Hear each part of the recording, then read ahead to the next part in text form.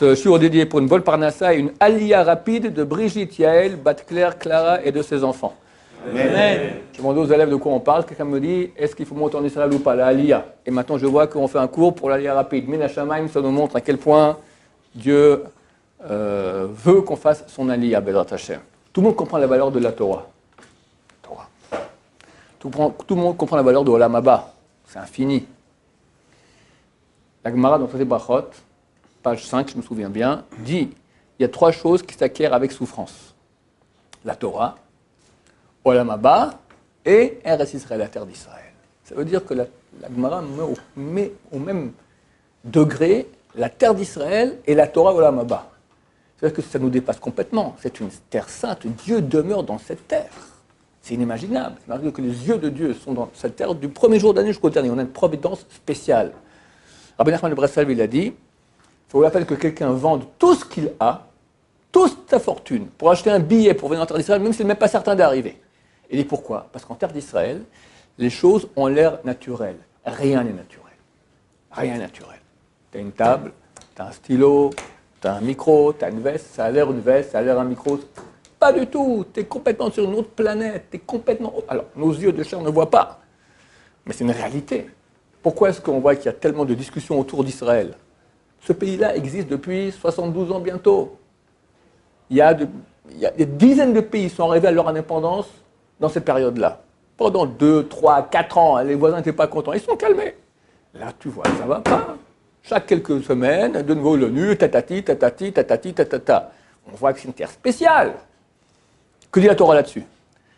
Le Ramban, Nachmanides, dit mitzvah assez de la Torah d'habiter la terre d'Israël. Le Ramban, Maïmonide dit non, mitzvah des Rabbanan. Tous sont d'accord sur une mitzvah énorme, qui équivaut, c'est une seule mitzvah qui équivaut à l'application, l'observance des 613 mitzvot réunis. Et quelqu'un ici, il ne fait rien, il fait chaque seconde 613 mitzvot. 613, 613, 613, 613. Génial. Comme le talit, pour le talit, 613, Shabbat, 613. Il n'y a pas beaucoup de mitzvot, comme étude de Torah, d'accord? Le Rambam dit que c'est des Rabbanan et donne 4 raisons permettant de quitter Israël. Une, aller se marier et revenir. Une, suivre son rave, parce qu'il n'y a pas quelqu'un d'autre avec qui je peux étudier la Torah et lui, il habite à l'étranger.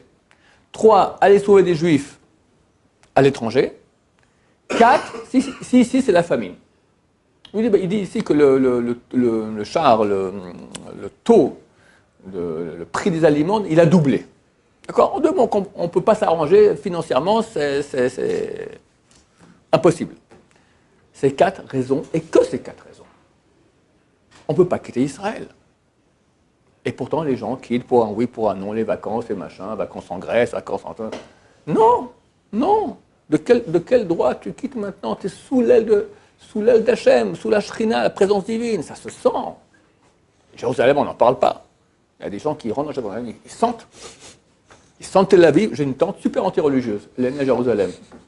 Elle a dit à une époque de sa vie, je ne peux plus vivre à Jérusalem, je vais vivre à Tel Aviv. Ah, là je respire, d'accord? Elle est anti-religieuse, d'accord? Elle vient à Jérusalem, elle ne supporte pas. Nous, c'est le contraire, on va à Tel Aviv, on a su... Je n'ai rien contre Tel Aviv, il y a des bons synagogues, au Baruch Hashem, il y a un grand nombre de tchouva, beaucoup de synagogues qui s'ouvrent, les francophones, génial! Mais c'est quand même pas Yerushalayim, d'accord? Yerushalayim, c'est Yerushalayim, d'accord? On a la chance, après 2500 ans d'exil, de pouvoir rentrer, venir en terre d'Israël. On a été brimés, on a été spoliés, on a été brûlés, torturés à l'étranger. Bah, toi, tu veux rentrer? Reviens! Qu'est-ce que tu fais encore là-bas? Il y a j'ai fait un cours dernièrement, il y a quelques mois, je donne des chiffres. Le chômage, l'ascension économique. Il y a un chiffre de l'OCDE, d'accord, c'est un truc étatique. Il calcule maintenant, je sais pas, après des critères super connus dans le monde, d'accord, de 0 à 10, le bonheur des gens. Combien quelqu'un il est heureux? En France, c'est 3, quelque chose. En Israël, 8, quelque chose. Alors, qu'est-ce que tu attends? Alors, c'est vrai, ça s'achète avec souffrance, ça acquiert avec souffrance. C'est pas facile. Mais ça veut dire que ça a une valeur. Une chose qui n'a pas de valeur s'acquiert facilement. Une chose qui a beaucoup de valeur ne peut pas s'acquérir facilement. La Gemara dans Megillah, elle dit, tu as peiné et tu as trouvé, tu peux croire que tu as trouvé. Tu n'as pas peiné et tu as trouvé, ne crois pas que tu as trouvé, tu n'as rien trouvé. Si tu n'as pas peiné, c'est impossible. Parce que quand quelque chose a une qualité, il y a une résistance du mal. Il ne veut pas te laisser. Et tu dois te battre. Tu veux te battre, tu peines, c'est dur, tu obtiens.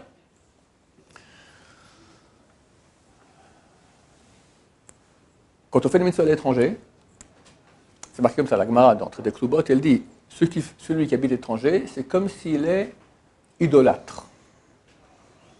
Et le Kabbalah explique qu'il est vraiment idolâtre. Pourquoi?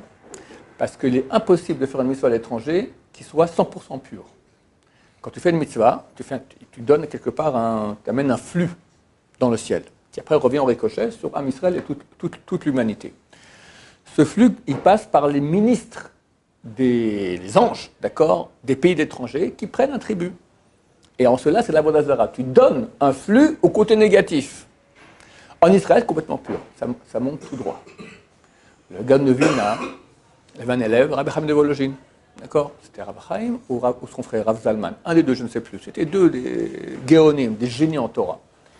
Un jour, le Gaon de Vilna a envoyé des messagers. Un de ces deux rabbins lui a dit, fais attention. Bientôt vont se dévoiler à toi des anges de la Torah. Voudront te dévoiler des secrets de la Torah. Refuse. Pour deux raisons. Un, il faut bosser par soi-même. Deux, vu qu'on est à l'étranger, ils ne sont pas complètement vrais. Ils racontent un peu des bêtises de temps en temps. Tellement c'est impur l'étranger, même l'ange, un ange de la Torah, ça c'est pas un menteur. Il ne peut pas dire tout vrai, il y a quelques erreurs qui passent. Ça se glisse, c'est un peu mélangé. On est à l'étranger. Tant qu'un juif n'a pas mis les pieds en terre d'Israël, il n'a qu'au niveau Nefesh. On a 3 niveaux de base, Nefesh, Ruach, Neshama. Il y a encore 4 Chaya et Hida. Ça marche avec les. Quand on a Neshama, on reçoit aussi les 2 autres après. On a 3 niveaux de base, Nefesh, Ruach, Neshama. Maintenant, dans Nefesh, il y a aussi Nefesh, Ruach, Neshama. Et dans chaque partie de Nefesh, Ruach, Neshama, il y a de nouveau, d'accord? Celui qui n'a jamais mis les pieds en Israël, il a que Nefesh. À quel niveau? Premier ou autre, je ne sais pas. Mais il a que Nefesh. Il lui manque les parties. Quand il vient en Israël la première fois de sa vie, il reçoit le Ruach. C'est je ne sais pas combien, des dizaines ou centaines de fois plus au niveau spirituel. Tu reçois, tu es boosté en avant énormément. Il y en a qui ressentent ça.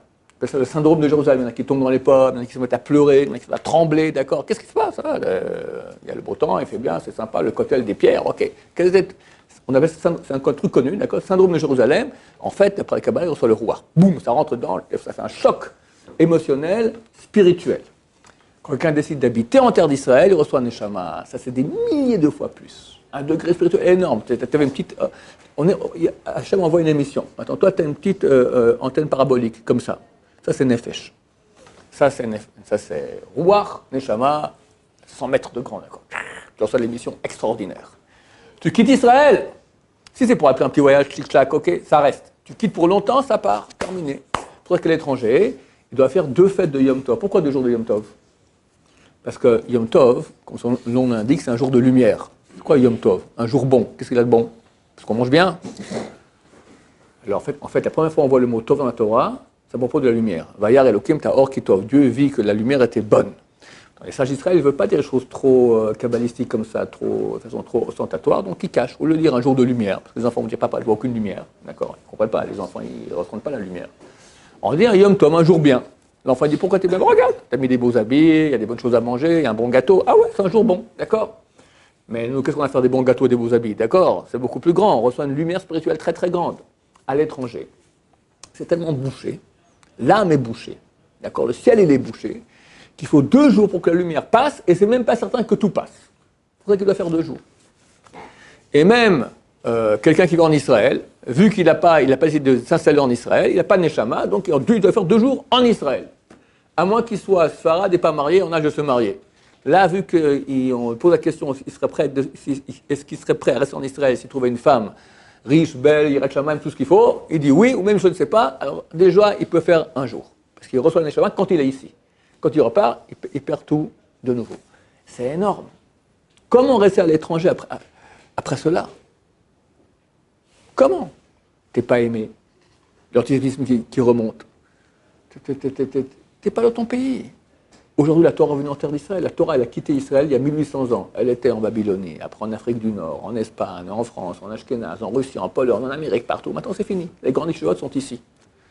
Je disais, il y a encore une semaine, Mir, qui avait 200-300 élèves avant la Shoah, ils sont aujourd'hui 9000. Ben, j'ai un gendre, il m'a dit Shabbat, non, ils sont déjà 10 000, d'accord? Baruch Hashem, 116. Les plus grandes yeshivot, c'est ici, c'est en Israël, les plus grands Talmidei Chachamim. Qu'est-ce qu'on fait à l'étranger? De plus. Un temps, j'hésitais aux gens de venir en Israël, parce que c'est vrai que c'est très dur. Au niveau éducatif, beaucoup de gens partent en cacahuète. Mais il va rester en France. Qu'est-ce qui se passe avec lui? C'est presque certain que chez ses petits-enfants, il y a déjà de l'assimilation. Il y a une Goya, une non-juive, un juif, déjà en mariage, en concubinage. C'est presque certain. Alors, qu'est-ce que tu... Ici, ok. Peut-être il va quitter la Torah, mais au moins, il reste entre juifs. C'est vrai qu'il y a aussi quand même pas mal de Russes ici, mais il faut y aller trouver la bonne femme russe et se marier avec elle, d'accord? C'est pas trop fréquent chez les Français. Donc, tu as déjà sauvé sa descendance. En plus, allez, on parle un peu Mashiach maintenant. Il y a des choses terribles qui accompagnent la venue du Mashiach. On ne sait pas si ça va se réaliser ou pas et comment ça va se réaliser. Mais il y a des prophéties, une prophétie qui dit que 2/3 du monde va disparaître. Aujourd'hui, avec le coronavirus, ça se peut que c'est... Ou il se peut que Dieu va commuter, va changer. C'est marqué qu'un pauvre est considéré comme un mort. Si le coronavirus va se muter en bien, s'il se mute en mal, parce qu'on sait qu'il va muter, mais s'il mute en mal, il devient mortel, alors là, c'est la fin des haricots. D'accord? 1/3 du monde peut facilement partir. S'il mute en bien, il devient une petite grippe inoffensive, alors néanmoins, si la Chine continue encore quelques semaines à être paralysée, c'est le crash économique. Déjà, tout le monde a annoncé un crash pour 2020. Terrible! En plus, avec l'attaque des Iraniens sur les champs pétrolifères le 14 septembre, ça a déjà reçu un grand coup. Maintenant, avec la Chine, terminé. Tout le monde devient pauvre. Alors peut-être que ça a été commuté, là, le décret de 2/3 du monde qui meurt, c'est 2/3 du monde qui est pauvre. On a dit qu'un pauvre est considéré comme un mort. J'espère. On préfère ça plutôt que des morts. En Israël, tout ira bien. On demande à Rabbi Kanevski. Lui, ça fait des années qu'il dit à tout le monde, venez. Les gens viennent le voir. J'ai mal au ventre. Viens, assois-toi en Israël. Il y a ma femme qui a la sale maladie. Viens, assois-toi en Israël. Problème dans mes affaires. Quitte tout, viens en Israël. Quelqu'un qui vient d'étranger, quoi qu'il dise, viens en Israël. C'est le remède à tout. Un temps, il ne disait pas dans tous les cas. Depuis quelque temps, il dit dans tous les cas, vous venez. Après, il a dit, venez maintenant, parce que quand vous voudrez venir, ça sera trop tard. Imaginons, je ne sais pas, le coronavirus mute, devient mortel. Ça ne sera pas comme aujourd'hui 3% de mortalité, 100%, d'accord? 90%, d'accord? Au train où ça va maintenant, on sait qu'il y a quelques centaines de milliers qui se baladent dans le monde qui sont déjà contaminés. Ça peut être terrible. Bon, il y a 2 pays au monde qui sont complètement fermés. La Corée du Nord et Israël. Si Israël ferme l'accès à bateaux et à avions, plus personne ne peut rentrer. On a des frontières avec des champs de mines électrifiés. Tu ne peux pas rentrer, c'est impossible. On a un très bon ministre de la Santé. Déjà, il a pris des mesures draconiennes contre tout ce qui vient de Chine. Là, il ferme, jour au lendemain. Et tous nos frères de France, on va venir, coronavirus, qu'est-ce qu'on peut faire? Si vous venez en bas, ce sera trop tard. Rien que pour ça, à mon avis, il faut prendre maintenant le billet et venir. Bon, je ne sais pas. J'ai quelqu'un derrière moi. Reb Chaim Kanevski qui dit à tout le monde, venez. Lui, il voit. Il ne peut pas tout dire. Il dit à tout le monde, venez. Pour tout, on l'écoute. Pour ça, personne ne l'écoute. C'est écrit dans Yoël. Ça va être terrible, mais en Israël, tout le monde sera sauvé. À l'étranger, que les tzadikim qui appelleront Hachem. En Israël, tout le monde sera sauvé. C'est une question maintenant. C'est comme si on est en 39 en 1938 maintenant. Tu dis, écoute mon cher ami, ça va barder, dégage. Oui, mais, ceux qui ont oui, mais, ils sont restés ils ont cramé, d'accord? Alors, j'espère que personne ne va cramer, j'espère qu'il n'y aura pas de coronavirus, j'espère qu'il n'y aura même pas de pauvreté, mais il y a quand même des écrits. On ne prend pas de risque. On fait tout pour venir le plus rapidement possible, Bezrat Hashem. Oui. Mais si jamais ils viennent de Paris, en Israël, ils vont pas leur... Je n'ai pas de solution à donner. Je veux dire, ce pays a été construit avec 7 millions de personnes qui sont venues très souvent sans rien. Ils ont habité dans des tentes. Ils sont partis du Maroc, d'Algérie, d'Égypte, de Tunisie. Avec quoi? Rien. Ils sont arrivés et ils sont arrangés. Baruch Hashem. Aujourd'hui, c'est le pays le plus top au monde. Tu n'as pas de pays qui est plus concurrencié avec les autres qu'Israël. Viens, tu trouveras quoi faire. Tu n'as pas crevé de faim.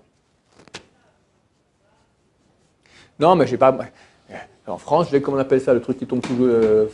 l'argent facile qui tombe de l'État. D'accord, voilà, évidemment. Ici, c'est vrai, il faut bosser. Bon, tu bosseras. Mais tu es sous les ailes de Dieu. Si ma chère vient, tu es aux premières loges. Même les morts, c'est bien les enterrer ici. La résurrection des morts, ils doivent passer sous les tunnels, enfin c'est marqué un truc terrible, d'accord? C'est bien même de venir mourir ici. Ou déjà mort, ou mourir ici. Tellement c'est bien. Tov, voilà, c'était un petit cours Béat Hashem, et actuel et sioniste. Nous sommes les grands sionistes. Bien qu'il paraît que le monde orthodoxe n'est pas sioniste, c'est complètement faux. Parce que la raison qui a provoqué l'exil, c'est les péchés d'Israël. Le meilleur moyen de ramener les Juifs en Israël, c'est qu'ils fassent tchouva. C'est la pratique de la Torah, l'observance de la Torah, l'étude de la Torah, c'est ça qui fait que les gens peuvent revenir en Israël. Il y en a qui veulent, ils ne peuvent pas. Pourquoi? Tu as encore un boulot à faire là-bas. Quoi? Tchouva! Tu fais tchouva. On a vu d'expérience. Quand j'ai des séminaires, on avait un impact énorme. Genre, pourquoi on ne dit pas de monter en Israël? Je dis, ça ne sert à rien. Tant qu'il ne fait pas de tchouva, il ne pourra pas monter en Israël. Il fait tchouva, au bout d'un moment, il ne peut plus, il ne supporte plus. Il quitte et il vient. Baruch Adonai,